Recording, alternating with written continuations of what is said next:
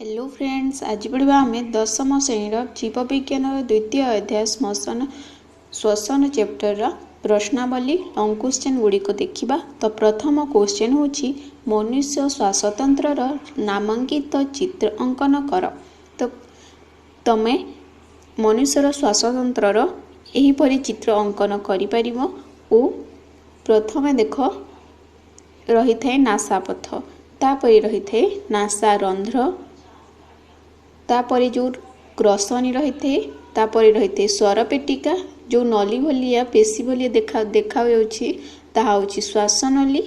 तापर दुईटी फुसफुस रही थे, जो गोटे है बाम फुसफुस और यह है दक्षिण फुसफुस। जो बाम और दक्षिण फुसफुस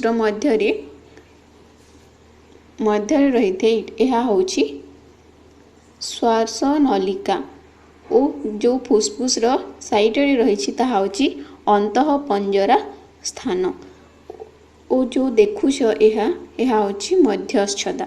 तो यहीपरि भाव में तुम चित्र अंकन कर। तापर देखिबा 2 नंबर क्वेश्चन, विभिन्न प्रकार स्थिति रे श्वसन बेले ग्लूकोज अणु किपरि भांगी रेखा चित्र रे दर्शाओ। तो आंसर हम जो 6टी कार्बन युक्त ग्लूकोज रही थे ताहा शक्ति एटीपी शक्ति फल 2टी 3 कार्बन युक्त सरल शर्करा परिणत हुए। तो आम कहबा एटीपी और एनएडीपी यह द्वारा उत्पन्न होते 2टी कार्बन युक्त पायरुविक अम्ल रे परिणत होते।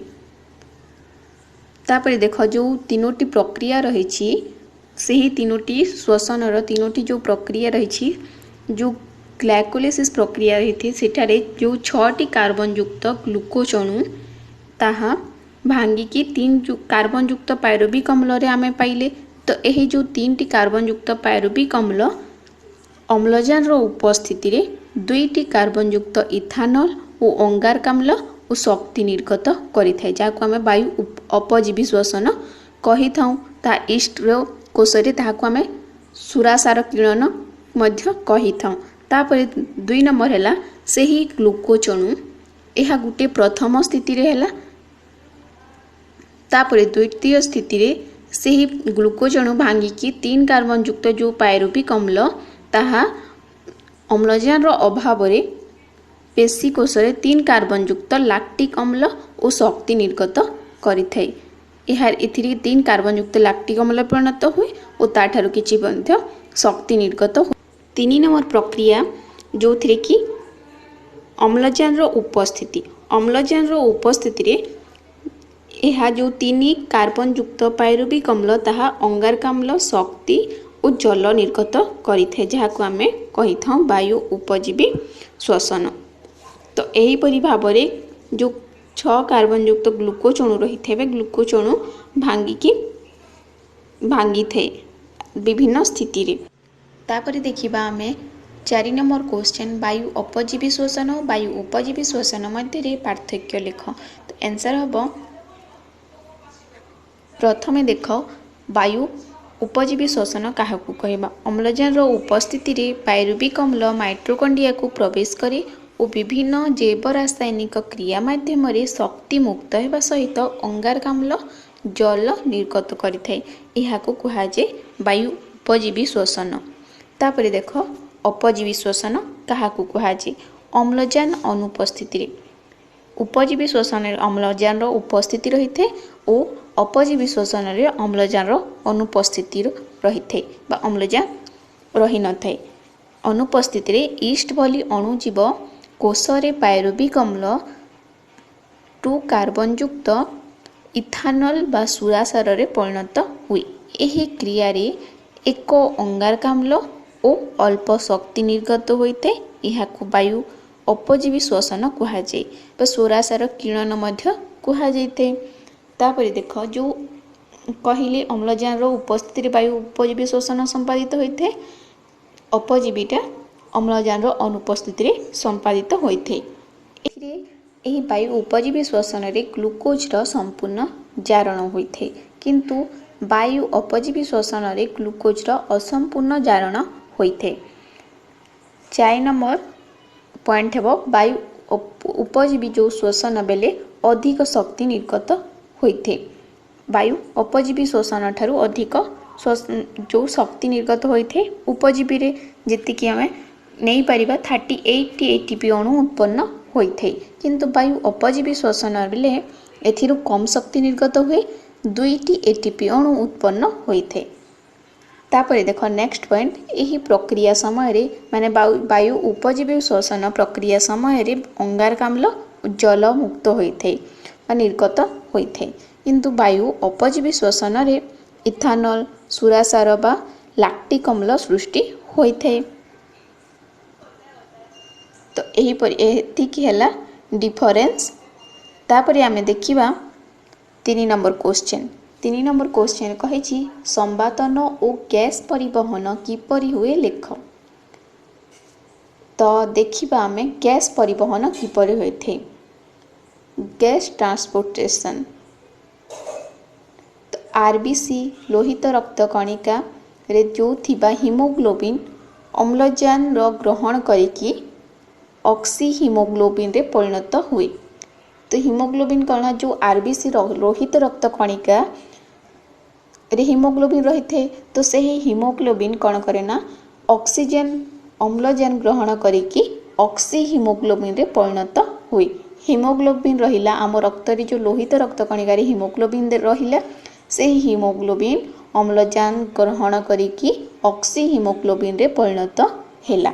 से ही ऑक्सी हिमोग्लोबिन रक्त माध्यम रे शरीर प्रत्येक कोश निकट में पहुँचला और से पहुँचवा परे ताहा कोश निकट में भांगिकी से तो सृष्टि होइछि हिमोग्लोबिन और अम्लजान मिश्रण रे ऑक्सी हिमोग्लोबिन सृष्टि होइछि। सेठारे भांगिबा फल रे मध्य सेठारु जो अम्लजान बाहरिला भांगिले कौन हम अम्लजान को नहीं कि तो ऑक्सी हिमोग्लोबिन सृष्टि होइछि। तो अम्लजान जो भांगिला परे ऑक्सी हिमोग्लोबिन अम्लजान सृष्टि है अम्लजान से ही ओ हिमोग्लोबिन सृष्टि है।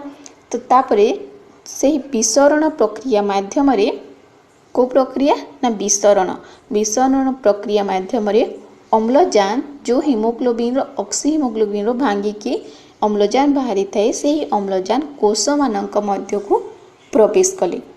प्रवेश करने समय रे जो कोश मानक ठारू से जेतेबेले अम्लजान कोश मानक मध्य को प्रवेश करे से ही समय रे कोश मानक ठारू निर्गत होइथे अंगारकाम्ल गैस और से ही अंगारकाम्ल गैस कोश मानक ठारू निर्गत होइकी रक्त को चली आसे।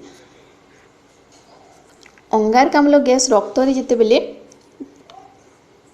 कोश मध्यरु अंगारकाम्ल गैस बाहर की रक्त रे मिसी रक्त रे चली आसे। तो रक्त रे जो मिसिके से जेतेबेले बाहर चली आसे रक्त माध्यम रे फुसफुस रे पहुँची और विसरण प्रक्रिया द्वारा रक्त रु फुसफुस कोटरिका बाट देकी वायुमंडल को निर्गत हुए।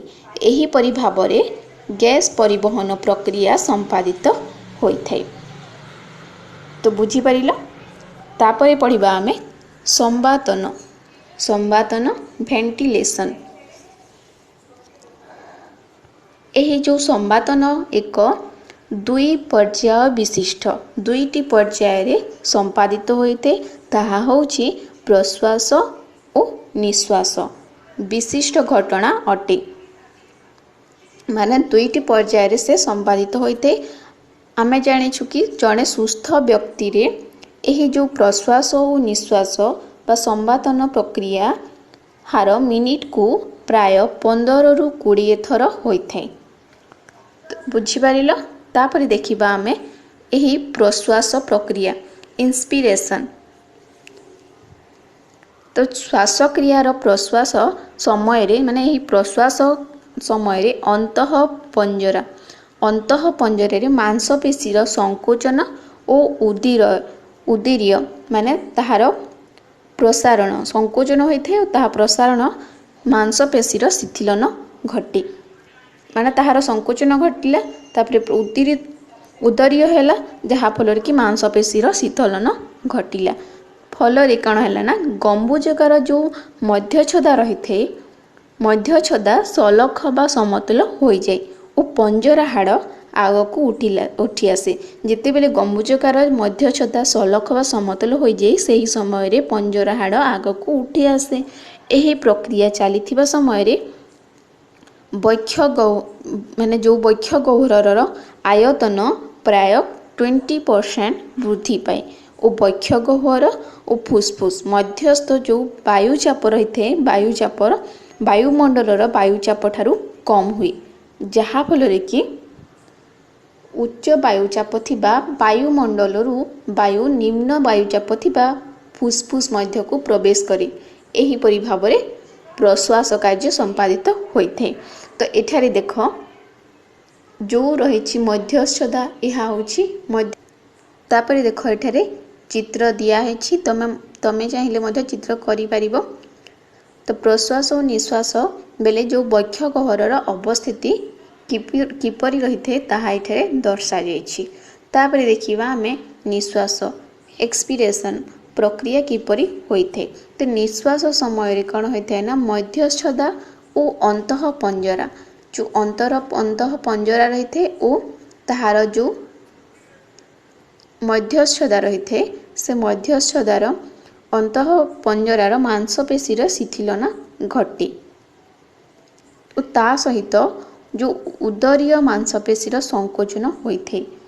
अंतः पंजराहार और मध्यच्छदार शिथिलन घटुवा समय उदरीय मांसपेशीर संकोचन होता है जो फल पंजरा हाड़ पूर्व स्थान को फेरी आसे। पूर्व स्थान को फेरी आसे और मध्यस्थता पुणी गंबुजकार को हो जाए। जो गंबुजकार मध्यस्थता जो रही गंबुजकार हो जाए ता पूर्व अवस्था को फेरी आसे और वक्ष गह्वर आकार ह्रास पाए और यह फुसफुस उपरे चाप पकाए तेणु फुसफुस मध्य को वायु बाहर को चली आसे। तो एहीपरि भाव में निश्वास प्रक्रिया संपादित होइथे। नंबर क्वेश्चन रही ग्लाइकोलिसिस और साइट्रिक अम्ल चक्र विषय रे लेख। तो 6 नंबर क्वेश्चन रही कोशीय श्वसन आधार विषय रे लेख। 7 नंबर रही इलेक्ट्रॉन परिवहन संस्था विवरणी दियो। तो यही ग्लाइकोलिसिस साइट्रिक अम्ल चक्र इलेक्ट्रॉन परिवहन संस्था कोशीय श्वसन आधार यही 3 विषय रे मो चैनल रे वीडियो आगरू छड़ा है तुम जाइकी ताहा देखि परिबो।